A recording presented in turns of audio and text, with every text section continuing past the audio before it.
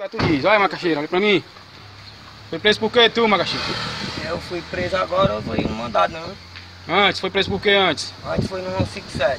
Passou quanto tempo preso? 2 anos e 4 meses. Tá quanto tempo solto? Tô com 2 meses, eu não sei não, que eu não sei nem. Olha pra cá, macho. Teu nome completo. Claudemir Batista da Silva. E quando tu se soltou da cadeia, tu recebeu quanto de pensão reclusão? 26 mil. 26 mil de quê? Da auxílio reclusão. Por quê? Eu tenho 7 filhos, meu filho tava passando fome. E por que foi 26 mil tu recebeu? Ah, eu não sei não, é a justiça que mandou, a justiça que deu aí. 26 mil reais, tu fez o que com os 26 mil reais? 26 mil eu fiquei com 15. Comprou Com droga. advogado. E o resto do dinheiro eu comprei uma casa por 10 mil. Foi aquela lá. E o resto nós comíamos, mais a mulher. Tu pagou quanto, advogado, esses 26 mil? Desses 26 mil, o advogado ficou com 10. E aquele Golf branco, tu tava? Aquele Golf branco eu troquei numa moto que eu tinha, que a minha mãe tinha me dado de herança. Quanto foi? Quanto foi? Sim. O quê?